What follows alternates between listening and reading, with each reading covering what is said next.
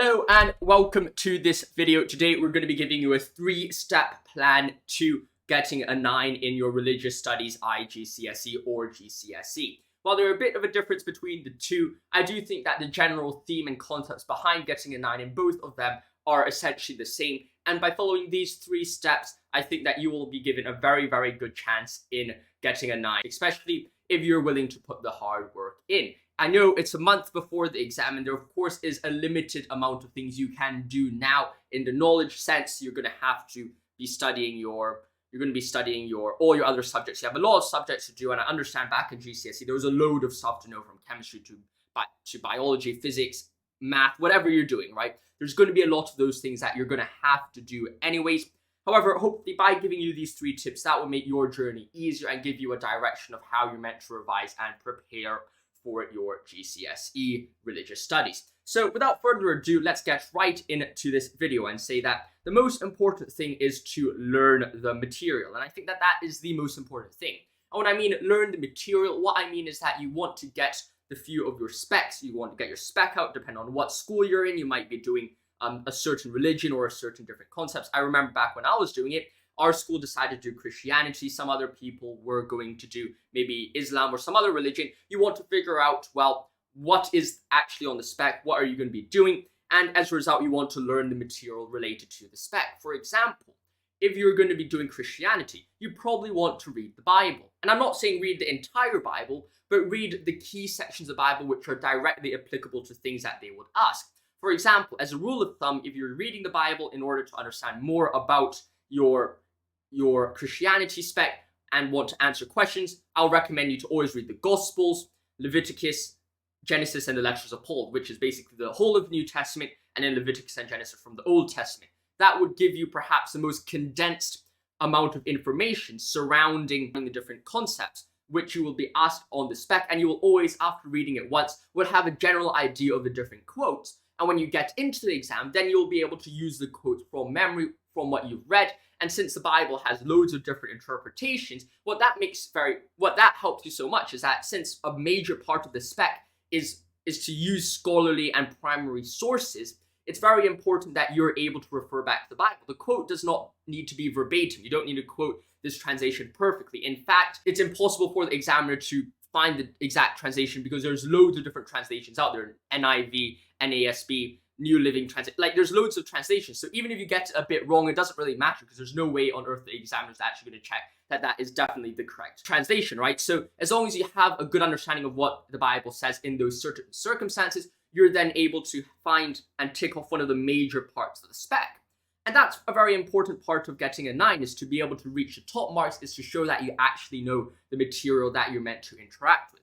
The second thing, which is very, very important, is to make a mind map or make a note based on the spec. You want to be able to go into the exam, and this is something I give for all my exam tips and tricks, is you want to have a condensed notes and sections of what you can learn and what you want to do. Because at the end of the day, trust me when I say this, is that when you're interacting with these quotes, when you're going into the exam, you want to be able to be reminded constantly of how you're going to get those good grades. You want to be reminded constantly of what you need to know. And that's not going to be a massive folder of notes and worksheets that you've accumulated over the past 2 years of your IGCSE or GCSE course. That 2 year worth of notes is what you want to have after you've done your entire course. And when you condense them into that one small booklet or a few leaflets here and there, then you could go into the exam and say, well, this is the only things we need to know, and that will be very, very helpful for you. Now, the second tip that I will give you is to get used to the exam structure. You want to know what's on the exam. That sounds very obvious, but in fact, I think a lot of times when you're trying to memorize the notes just for the sake of memorizing notes, you very quickly forget what you actually need to do for the exam. You forget to do the structure. And for example, when I was doing my IGCSEs, what I had was first an A question, which was 3 marks, identify 3 examples of X, and then outline 2 reasons why some people are atheists or whatever, right? Or identify 2 ideas or concepts about a certain concept. Then after that, choose 1 religion and explain how its followers explain the existence of suffering, or choose 1 and evaluate that concept. And then find there's an evaluate question for 12 marks. You want to know what's on the spec, and what that does is it allows you to be able to interact with the concepts. It allows you to be able to really look at, well, okay, about these certain topics, I will probably be having to write maybe a certain type of essay for this. And then you'll be able to start thinking in your mind, maybe I don't need to understand absolutely every single spec point ever. All I need to do is to kind of balance out, well, this certain topic is going to require a certain type of answers. Or, okay, the most I'm ever going to write about that is when I'm evaluating this certain claim. Well, what information do I need to do to evaluate that certain claim? Then you could really cut down and really narrow down onto what actually you need to know and actually what on earth you need to do. And that ties into the final point, which is learn what structure you will use for each question. This is the same for what I'm doing with A-levels, and it's the same for what I recommend you to do with your religious studies, especially when it gets to the longer questions, the evaluating questions, and also the kind of the examining questions. That's the 6 and the 12 mark, or the 10 mark and 15 mark, or whatever you're doing.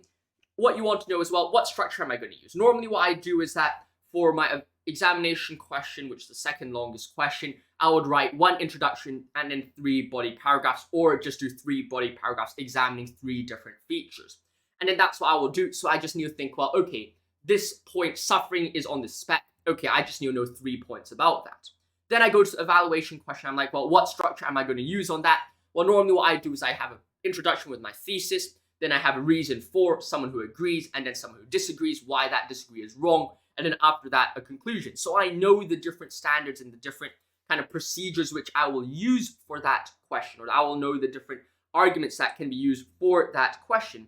And as a result, after knowing these individual details, what that will help you with is to say, well, not only do I now know what I'm going to do, when I get into my exam, I have a clear direction towards how to get the best marks. And by knowing that structure, you can plan easier, you can actually write the essays way quicker, because you could say, well, instead of thinking, well, actually, what on earth am I having to do for this question? You could say, well, oh, okay, name me 3 reasons, and then elaborate those 3 reasons, and then you're done, write the essay, and then that's done. It's way more direct and way more helpful and efficient. So those are the 3 tips to get a 9 in your GCSE religious studies. If you want more of these tips, then let me know in the comments below, and I'll happily explain them or give them to you there. If you have any questions, like always, make sure to like and subscribe, and of course, reach out to me in the comments. I try to answer every single one of them. Stay safe, my friends. See you soon. Thank you for watching, and goodbye. I'll see you next one, and have a good day.